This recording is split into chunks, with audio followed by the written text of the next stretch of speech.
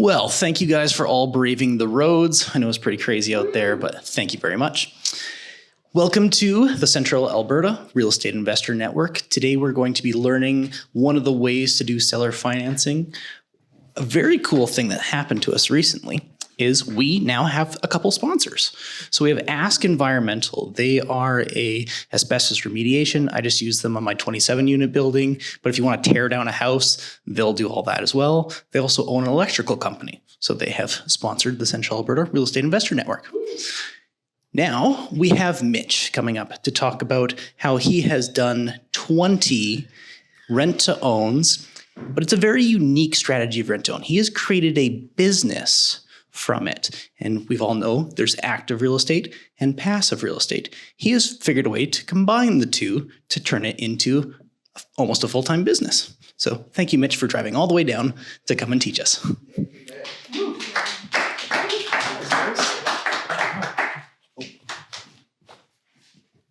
All right, thanks everybody. Thanks, Bryce. Yeah, thank you. Might need that. Okay, so I put some slides together. We'll kind of go through them together, but I'm probably going to deviate from it quite a bit because I didn't rehearse this or practice at all. So basically, I've built a business around a creative financing strategy. I've really specialized that creative financing strategy, that seller financing, into helping families move from renting to home ownership and turning that into a business where I can create repeatable outcomes, good returns for my investors and myself, and help all those families get into home ownership. So lived in Alberta my whole life. I'm actually from the Red Deer area here originally. My family moved up north of Edmonton when I was a kid though. So been kind of working in that market for the most part, but I've expanded my business across Canada now as well. I've worked in the utility sector for 13 years. I was a journeyman power line technician and it was a great job. But during the COVID years, I kind of decided I wanted something else, not just a paycheck all the time. I wanted to build something that was mine, that I could scale, and I could help people at the same time.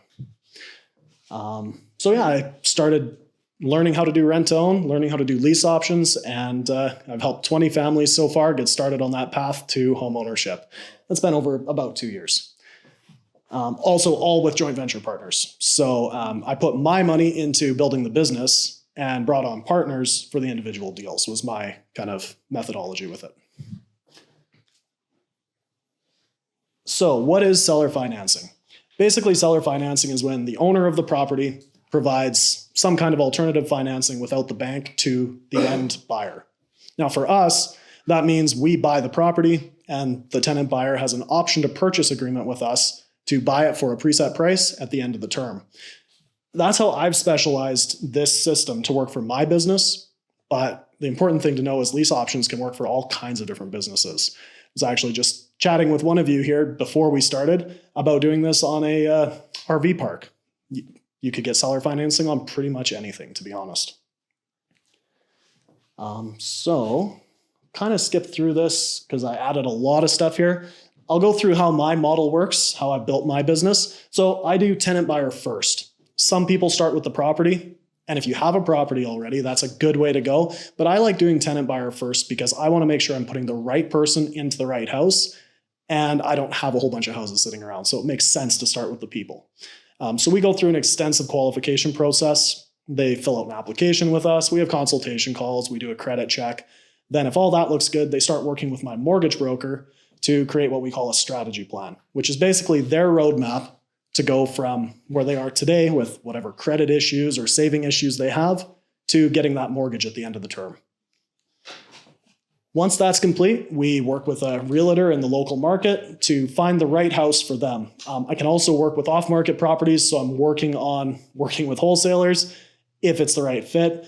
But often wholesale properties really seem to be more geared toward flips, and we're looking for turnkey properties because our tenants want a house they can move into tomorrow. So once all that's done, we finish structuring the deal. We sign the lease and the option to purchase agreement with the tenant buyer, and we complete the purchase. With my program, I require 4% of the purchase price of the home as the initial option deposit, which we get to use kind of like a security deposit in some ways. Technically, it's a fee they're paying for having the option to purchase the property at that preset price in that period of time. But the way we structure it, that becomes their down payment at the end when they exercise their option to purchase. So during the program, we do quarterly check-ins with the mortgage broker, and I do quarterly check-ins on the property with the tenant buyer to make sure that they're on track, they're taking good care of the property, and that everything's going to work out and we get the outcome we're looking for.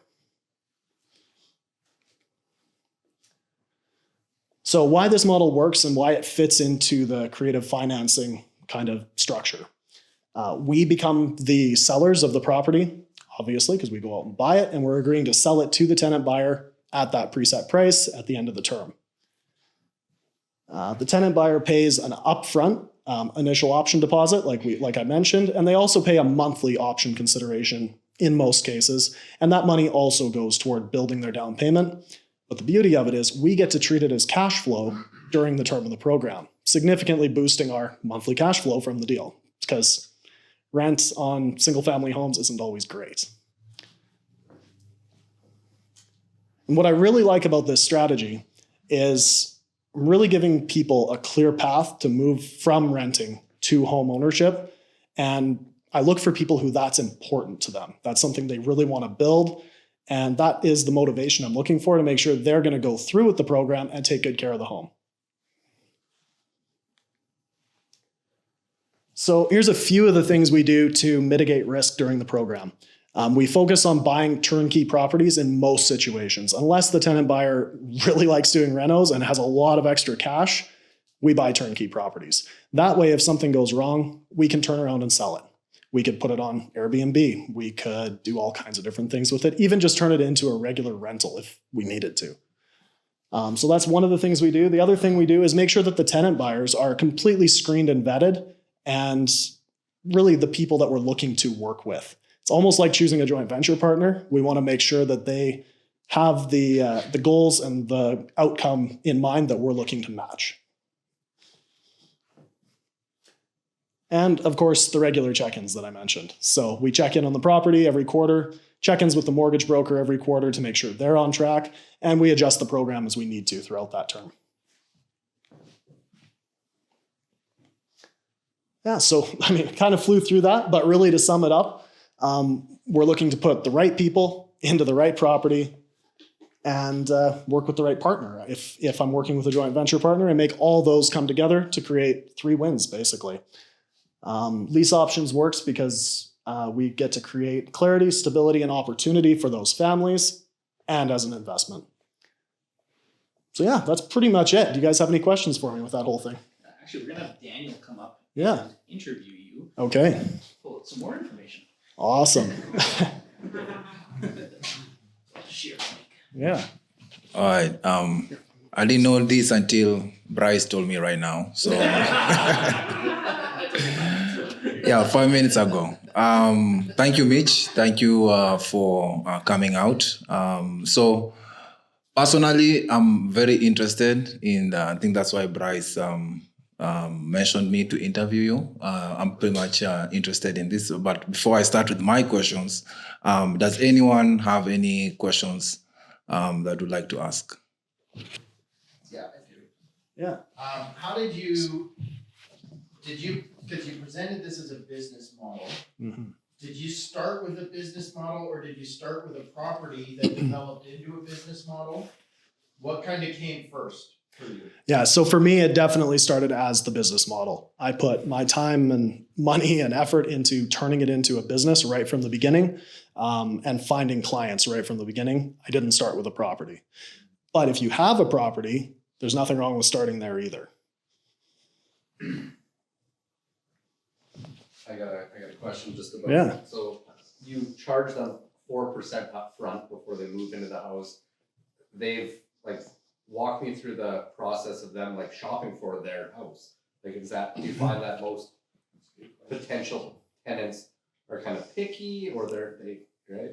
Yeah, that's a great question. So usually when they come to me, they already have the perfect house that they want picked out. They send me a listing from realtor.ca or whatever. Okay. And usually the challenge is making sure that their finances will match that purchase price they're looking for. And that's a tough conversation sometimes, being like, yeah, no. with your $50,000 a year salary, you're not going to be able to afford that $600,000 house, right? Or you have to pay off all those student loans and sell your vehicle that you just bought, your $120,000 truck, and buy something used, right? So those conversations are the tough part, but usually the features of the house we're pretty aligned on. Okay, and then, so say on 300 grand purchase price, it's about 12 grand. Right. So they obviously, they're making good enough money to be able to save up to jump on your program and have to qualify for, so their credit checks, and they work with a mortgage broker who obviously is invested because they want to, write the deal. Exactly. Yeah. Okay. Yeah. She works with them right from day one. So she gets paid when they close. Yeah. But we have kind of a deal worked out with, if my investor works with her to acquire the property, then, it works better because she gets paid at the beginning too. So she kind of looks for that. Okay, and then the quarterly check-ins, you're asking about their personal finances, and are you checking credit again, or? Yeah. So what we actually do is the credit side is done through my mortgage broker. I'm not a credit expert. I'm the program manager. Yeah. So what she does though, instead of doing multiple credit checks all the time like that, we actually get them to sign up for Borrowwell, and they send in their Borrowwell report every quarter. Okay. Yeah. There's other ways. We could use single key or something over and over again too. Yeah. It's a soft check, so it would work fine, but it costs $30. So Borrowwell's a good service for them to use anyway. Okay, and then to purchase the house, you're not cold calling houses that they send you and ask if the seller wants to do seller financing. You got investors that. Yeah, exactly. I mean, I have looked at starting a wholesale business because a lot of my systems for acquiring leads actually carry over really well, but I haven't pulled the trigger on that yet. So no cold calls on houses.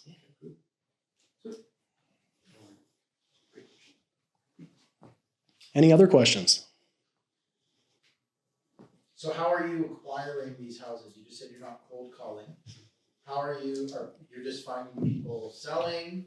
What are you doing to now? You got your buyer, they got their dream home. Yeah. They're past the credit check. How are you now meeting that need? How are you finding that? Yeah, that's a great question. So, I mean, there's a lot of flexibility there.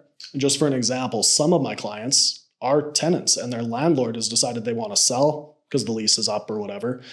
And they want to stay in the house. They don't want to leave, right? But they're not quite in a position to buy it. So I've had 3, I think it is now, work out where we actually buy the house privately from the landlord way before it even gets close to hitting the market and start that lease option for the tenant. But most of the time, I'm just connecting them with my realtor that I know and trust, and they go shopping. As long as it matches their price point, I have some criteria like, no poly B, no aluminum wiring, new roof, that kind of stuff. But as long as it checks all those boxes, we're good to go. And then finding the actual investors that want to participate in this program, how do you shop for them? That's a great question. Raising capital is a whole nother topic. I mean, over the last 2 years, I've just been extremely lucky, blessed, whatever you want to call it. I have a list of partners ready to go. They call me asking for deals, so I don't really have to try too much now. But at the beginning, it was a bit more of a challenge for sure.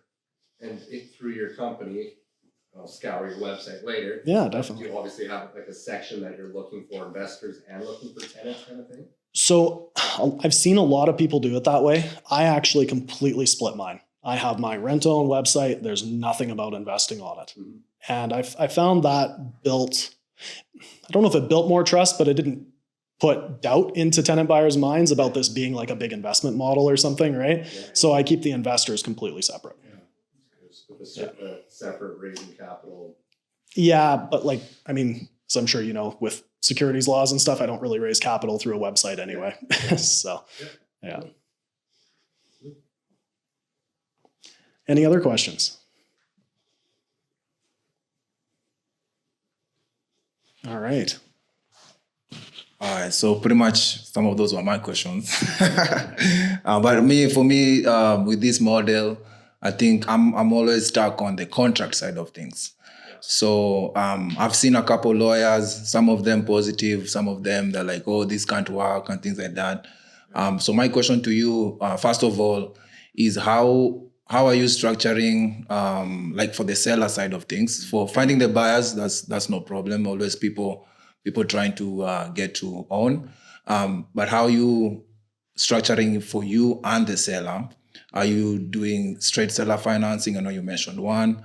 Are you doing VTB, or like how you kind of using those strategies to secure those homes? Yeah, so that's actually a really good question. And something I'm actually looking at changing with my business model is starting to work with agreements for sale on the acquisition side. So then theoretically, I might not need a joint venture partner. I can do it all on my own.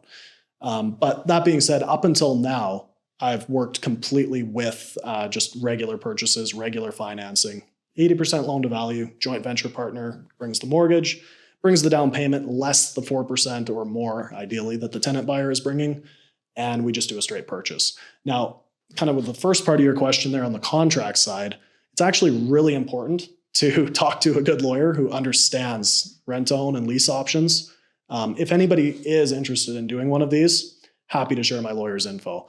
But the important thing is it needs to be two separate agreements. You need a lease, which is a fairly standard lease and doesn't mention anything about the option to purchase agreement.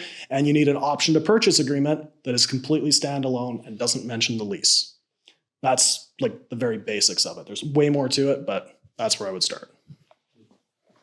Yeah, so thank you for confirming that, because I was talking to one investor, and she mentioned the same thing.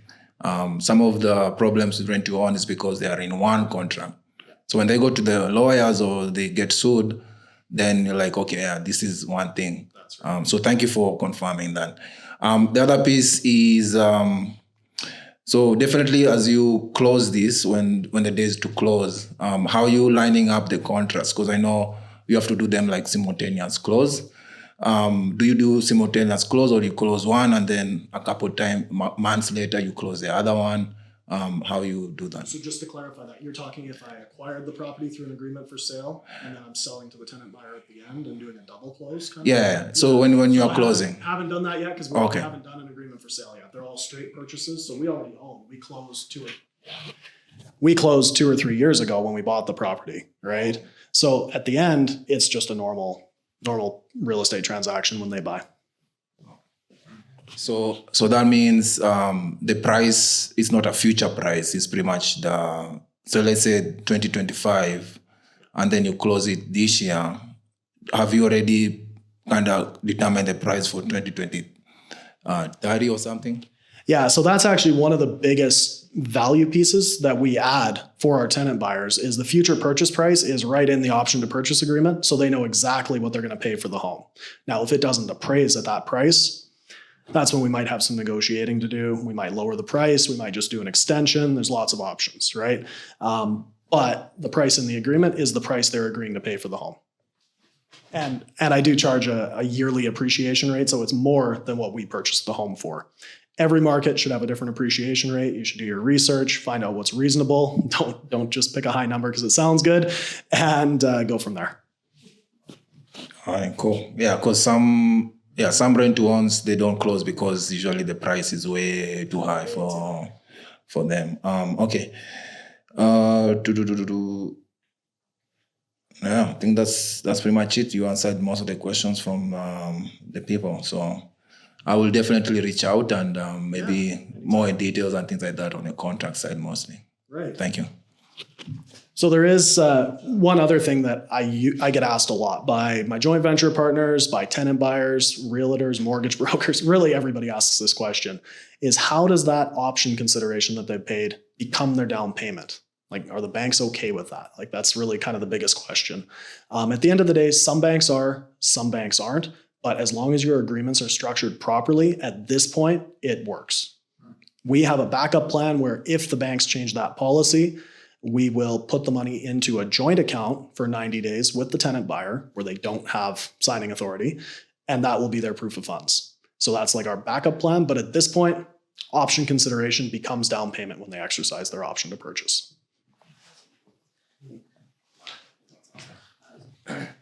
So if I bought a $400,000 house, you bought it for, if I was the buyer, you buy it for $380, you charge me $400 plus appreciation? No. No. So what I do with my business model is if we get a house under market price like that, so $400,000 house for $380, I base it on the $380. but I typically charge 4% appreciation per year. So the purchase price is going to get up there over 3 years anyway, and I'm still making the profit I'm looking for. I don't need to cash in on that money in the buy. But it is nice to have, because if the program goes sideways, I have another $20,000 in that example of equity essentially in the home. So it works well. You are the only person who has ever said that, Daniel. Oh, I did forget. So when you decide to do the agreement for sale, does your lawyer see that? Because one of the lawyers talked to, they said the buyer is not protected. It's only me and the seller who are kind of on the agreement. But if you're doing agreement for sale, seller financing the buyer, then the buyer is not protected. So how have you thought about that scenario kind of thing? Right. So I think I understand your question. I think I get where you're coming from with that. I'm going to be careful what I say. There's a company that operates that way that's caused a lot of issues and bad publicity about rent-own, specifically in Alberta. And I would just caution everyone to avoid the agreement for sale type of situation that they set up. With that being said, if I did it, I would do an agreement for sale with the seller and myself to acquire the property, and then I would do an option to purchase with the tenant buyer, and that's what protects them. I'm protected by the agreement for sale, the seller is protected by the agreement for sale, and the tenant buyer has the option to purchase. So the same thing I told the lawyer, but the lawyer said the option to purchase is with you. So what happens if you run away? What happens to the buyer on that end? So a little bit beyond me, because that's probably a better, and obviously you did talk about it with your lawyer. My opinion, like my gut instinct on that, would be both agreements should be registered on title. That way everybody's protected and it can't sell without those caveats being discharged, basically. And if someone wanted to invest with you, what's your projected return on investments? So I got in trouble with this once already. I'm going to be careful how I word it. Past deals do not equal future performance. But my past deals average 40% ROI per year pre-split. So we usually do a 50-50 split. So it's about 20% per year. It's actually like 20.28 or something is the average.